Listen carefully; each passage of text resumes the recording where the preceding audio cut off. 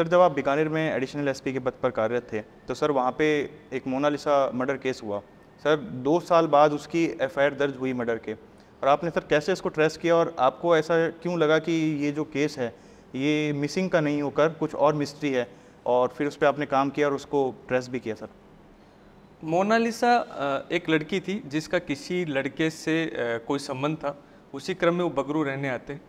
जब वो उसके बाद में संदेहास्पद परिस्थितियों में गायब हो जाती है तो उनके घर वालों को लगा कि शायद या तो उसका मर्डर हो गया, वो गायब हो गई। तो उन्होंने मिसिंग पर्सन रिपोर्ट दर्ज कराई बगरू में भी, और उन्होंने कोशिश की बीकानेर में भी। घर वालों ने कई बार बयान बदले अपने, उस बयान बदलने की वजह से वो कभी ये पुलिस को पता नहीं चल पाया कि वास्तव में हुआ क्या। अंततः 2 साल बाद मुख्यालय में डीजीपी साहब के सामने उनका परिवार उपस्थित होता है और एक मर्डर की एफआईआर देता है। उसके बाद में अनुसंधान अधिकारी उसमें मुझे बनाया जाता है। उस एफआईआर की बड़ी चुनौती ये थी कि एफआईआर के खुद के अपने फैक्ट कई जगह उन्होंने एमपीआर में जब उनके घर वालों ने स्टेटमेंट दिए उससे कई जगह कॉन्ट्रडिक्ट हो रहे थे। एफआईआर के कई ऐसे तथ्य थे जो आपस में एक दूसरे के साथ विरोधाभासी थे, और जो पूरी स्टोरी का अलाइन था वो एक साथ बैठ नहीं रहा था। तो ऐसे लग रहा था कि इस पूरे पक्ष में पता नहीं कितनी कहानियाँ, कितनी गुत्थियाँ सुलझी हुई। जब अनुसंधान करना शुरू किया तो जिसको आरोपी बनाया गया उसका पक्ष जाना गया, जो पीड़ित था उसका पक्ष जाना गया। तो ऐसे लगा कि एक सातिर अपराधी था जिसने कहानी रची और उस कहानी में सबको बरगलाने की कोशिश की, सबको झूठा विश्वास दिलाने की कोशिश की, जो कि पूरी कहानी झूठी थी। तो इस क्रम में फिर चूँकि 2 साल के बाद में हमारे पास में ना डेड बॉडी थी, तो अगर अनुसंधानिक साक्ष्यों की बात की जाए तो मर्डर जैसे संगीन अपराध में जो कॉर्पस डेलिक्टाई होती है कि अपराध का जो महत्वपूर्ण साक्ष्य है वो हमारे पास नहीं था। बहुत सारे टेक्निकल एविडेंसेस ख़त्म हो चुके थे। बहुत सारे ऐसे जो मौके के साक्ष्य हो सकते थे वो सब खत्म हो चुके थे। तो चुनौतियाँ बहुत थी, लेकिन एक अच्छी चीज़ ये थी कि टेक्निकल साक्ष्य हमारे पास बहुत मजबूत थे। जैसे मैं 2 साक्ष्यों की बात करूँ, एक साक्ष्य था लड़की का फेसबुक अकाउंट। तो उस लड़की की जो फेसबुक अकाउंट था वो उसके नंबर से एसोसिएट था। ऐसी परिस्थितियों में हम उसकी नई सिम उसके फैमिली मेम्बर के नाम जारी करवा सकते हैं। तो हमने ऑफिशियली नई सिम उसके फैमिली मेम्बर के नाम जारी कराई, और ताकि OTP हम जनरेट करके फॉरगेट पासवर्ड में जाके उसका फेसबुक अकाउंट एक्सेस कर पाएँ, और वास्तव में क्या इनके बीच में तनाव रहा था, अगर फेसबुक से कोई तथ्य हमें मिल पाए तो प्राप्त कर पाएँ। इसको हमने ऑफिशियली अनुसंधान का विषय बनाया, और उसके इस तरह अकाउंट को हमने वापस एक्सेस करके वहाँ से भी साक्ष्य जुटाए। तो इस तरह पुलिस ने गहनता से टेक्निकल साक्ष्यों में भी अच्छे खासे साक्ष्य जुटाए। दूसरा हमारे सामने बड़ी चुनौती थी जैसे उसकी डेड बॉडी के विषय को लेकर कि उसका दाह संस्कार कर दिया गया जयपुर में, और यहाँ का कोई रिकॉर्ड हमें मिला नहीं। और उसका जो ऑफिशियली दाह संस्कार दिखाया गया वो दिखाया गया बीकानेर से, वहाँ से मृत्यु प्रमाण पत्र भी जारी हो गया। तो ये काफ़ी कॉन्ट्राडिक्टरी फैक्ट था।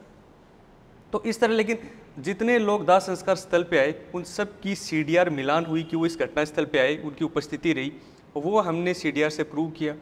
इस तरीके से टेक्निकल आधारों पर हम काफ़ी हद तक कामयाब रहे कि हम अपराध को प्रमाणित कर पाएँ कि इस तरह का अपराध हुआ और उसकी हत्या हुई है। सर इस केस को सॉल्व करने के लिए आपको होम मिनिस्ट्री की तरफ से sir excellence for investigation award से भी नवाजा गया। सर इसके साथ ही जो ये केस आपने सॉल्व किया तो आपने उस समय जो जयपुर कलेक्टर थे उनको एक लेटर लिखा, और उसके चलते जो हेरिटेज नगर निगम है उनको अपने नियमों में भी बदलाव करना पड़ा। सर वो किस तरह का जानना चाहूँगा। ये एक बड़ा विचित्र सा केस था जिसमें कोरोना समय में एक हत्या होती है। हत्या करने के बाद में सरकारी दाह संस्कार में किसी का दाह संस्कार कर दिया जाता है। तो सबसे महत्वपूर्ण साक्ष्य जैसा कि मैंने बताया कॉर्पस डेलिक्टाई की जो डेड बॉडी है, अगर मर्डर के मामले में वो साक्ष्य ही नष्ट हो जाए तो बड़ी चुनौती है पुलिस के सामने। तो पहले तो हमें ये साबित करना पड़ा कि उसका वास्तव में दाह संस्कार यहाँ हुआ। तो जितने लोग दाह संस्कार में शामिल हुए उनके हमने स्टेटमेंट रिकॉर्ड किए, कुछ के 164 के स्टेटमेंट भी कराए। टेक्निकल आधार पे वो सारे लोग उस दिन वहाँ पे आए, वो CDR एनालिसिस से हमने सिद्ध किया। और जब हम ये सारा अनुसंधान कर रहे थे तो हम ये देख रहे थे कि उस दाह संस्कार स्थल पर कोई ऐसा डॉक्यूमेंटेशन नहीं था जिसमें कोई ऑफिशियली कोई सूचनाओं का इंदराज होता हो। हमने जयपुर निगम हेरिटेज को फिर एक लेटर लिखा कि कुछ चीज़ों को नियमबद्ध किया जाए, जैसे कि जिस व्यक्ति का दाह संस्कार हो रहा है उस व्यक्ति की एटलीस्ट पहचान सुनिश्चित हो कि उसी का दाह संस्कार हो रहा है, उसके कम से कम 5 परिवारजन उस दाह संस्कार में उपस्थित हों, ये वेरीफाई किया जाए, उसी के पास दाह संस्कार की अनुमति दी जाए। वहाँ लकड़ी बेचने वाले कौन से पंडित हैं वो रजिस्टर होंगे, उनका रिकॉर्ड संधारण किया जाए। तो ऐसे कोई 5 के आसपास बिंदु की हमने निगम हेरिटेज को एक अनुशंसा की थी। बाद में यहाँ के सारे नियमों में बदलाव होकर उन अनुशंसाओं के क्रम में एक आदेश जारी हुआ। सर जब अवार्ड मिला सर तो कैसी फीलिंग थी सर, क्योंकि एक बहुत टफ केस था जिसको सॉल्व किया।